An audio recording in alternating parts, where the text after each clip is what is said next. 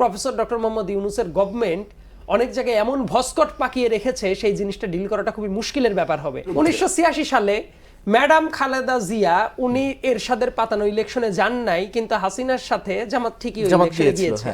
2008 সালে 11-11 গভর্নমেন্টের টাইমে খালেদা জিয়া আবার ইলেকশনটা যেতে যাচ্ছিল না, কারণ বোঝাই যাচ্ছিল এই ধরনের ইলেকশন হবে। তাহলে এবার নিশ্চয়ই আরো অনেক ভালো জানবেন জামাত ইসলামের নেতা তারা জেল থেকে যে বই লিখেছে সেই জায়গায় এটার প্রমাণ আছে, তারা নিজেরা চাচ্ছে যে ওই ইলেকশনে জোর করে যাইতে হবে, কারণ ইতিহাস একদিকে তারা উল্টা দিকে। এই কারণে হওয়ার জন্য দেখবেন নারীকে আসন দেওয়া যাবে না, নারীকে অমক করা যাবে না, তমক করা যাবে না। তারা তাদের সব রীতিনীতি ভেঙে কৃষ্ণনন্দীকে নমিনেশন দিতে পারলো, ধর্মেরই ভেঙে, কিন্তু তারা একজন নারীকে দিতে পারলো না। তার কাছে মনে হয়েছে নারীকে দিলে মহাভারত অশুদ্ধ হয়ে যাইতে পারে, কিন্তু কৃষ্ণনন্দীকে দিলে তাদের কোনো ক্ষতি হয় না। এই যে এই সেন্টিমেন্টগুলো, এগুলো কি ভালো কোনো কথা? এবং আরেকটা ব্যাপার হইলো যে দেখবেন তারা মুহুর্মুহু এমন কথা বলে যেটা তারা হয়তোবা বিশ্বাসও করে না, কিন্তু তারা আবার বলছে, রাইট? আবার বলার পরে তাদের যে আইডিওলজিক্যাল জায়গাটা, সেই জায়গাটাকে আমি কাউন্টার করেই বলছি এই জায়গাতে বিএনপির আরো অনেক বেশি সতর্ক হওয়াটা জরুরি। কেন সতর্ক হওয়াটা জরুরি? বিএনপি যদি মনে করে যে ঠিক আছে এরা এত কম আসন পেয়েছে, অমক তমক, এদেরকে চ্যালেঞ্জ হিসেবে নেওয়ার দরকার নাই, এটা করলে বিএনপি আবার ভুল করবে। তার কারণটা হলো এবারের ইলেকশনে যদি জিতেও যায়, সামনের দিনে অ্যান্টি ইনকামবেন্সি ভাইবটা প্রবল এবং আনটেস্টেড ভোটারের সংখ্যা অনেক বেশি, 40%-এর উপরে আনটেস্টেড ভোটার। কারণ কি এবার তো মানুষ নতুন ভোটার কারা? 18 থেকে 35 বছর বয়স পর্যন্ত এবার সবাই নতুন ভোটার, অন্যবার 18 থেকে 23 বছর বয়স পর্যন্ত নতুন ভোটার থাকে। সো সুইং ভোটার বলেন, তরুণদের মনস্তত্ত্ব বোঝা বলেন, এই ব্যাপারটা খুবই গুরুত্বপূর্ণ। এটা না হইলে ধরেন আপনি পাওয়ারে আসাটাই কিন্তু গুরুত্বপূর্ণ কথা না, সেটা কি স্মুথ জার্নিতে নিয়ে যাওয়াটা গুরুত্বপূর্ণ। এবং প্রফেসর ডক্টর মোহাম্মদ ইউনূসের গভর্নমেন্ট অনেক জায়গায় এমন ভস্কট পাকিয়ে রেখেছে সেই জিনিসটা ডিল করাটা খুবই মুশকিলের ব্যাপার হবে।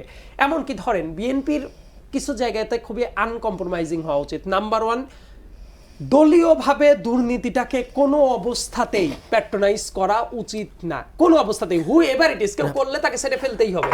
একটা ব্যাপার কি, কেউ একজন দুর্নীতি করলো, মানুষ করতেই পারে, কিন্তু আপনি দলীয়ভাবে সেটাকে প্যাট্রোনাইজ করছেন কিনা। হাসিনা যেটা করতো দলীয়ভাবে প্যাট্রোনাইজ করতো, তার পিয়ন 400 কোটি টাকা নিয়ে চলে গেলে সে গর্বের সাথে বলতো আমার পিয়ন 400 কোটি টাকা নিয়ে চলে গেছে। এইটা হওয়া যাবে না।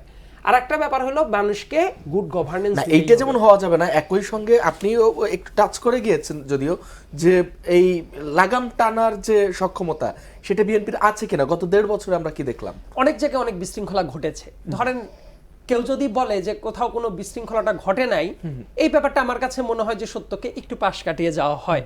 অনেক জায়গায় এলোমেলো অবস্থা গেছে, কারণ গভর্নমেন্টের কেউ ফর্ম করার আগ পর্যন্ত বিএনপির ওই অস্থিরতাটা কাটবে বলে আমার কাছেও মনে হয় না। কারণ এমন অনেক জায়গা আছে যে জায়গাগুলোতে না আওয়ামী লীগ যে অবস্থাটা রেখে গিয়েছিল, তারপরে এসে ওই লোকাল, আপনারা দেখেন আমরা ঢাকায় বসে খুব ভালো ভালো কথা বলতে পারি, কিন্তু এলাকায় কিন্তু লোকাল পাওয়ার স্ট্রাকচার থাকে, প্রত্যেকেরই মাইম্যান টাইপ লোক থাকে।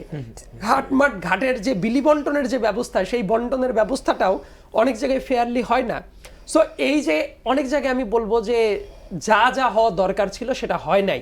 কারণ কি আপনি কোনো সমস্যাকে সমাধান করতে চাইলে first you need to know প্রবলেমটা আছে এবং এটা স্বীকার করা। এটা যদি আপনি স্বীকার করেন, তারপরে এসে এই ব্যাপারগুলো যদি না ঘটতো, অনেক জায়গায় অনেক প্রশ্ন উঠতো না। কিন্তু অনেক জায়গায় যে প্রশ্নটা উঠছে তার পেছনে অবশ্যই যৌক্তিক কারণটা আছে, এবং সেই ব্যাপারটাকে যত তাড়াতাড়ি সমাধান করা যাবে তত তাড়াতাড়ি বিএনপির জন্য সেটা মঙ্গলজনক হবে। ধন্যবাদ আপনাকে।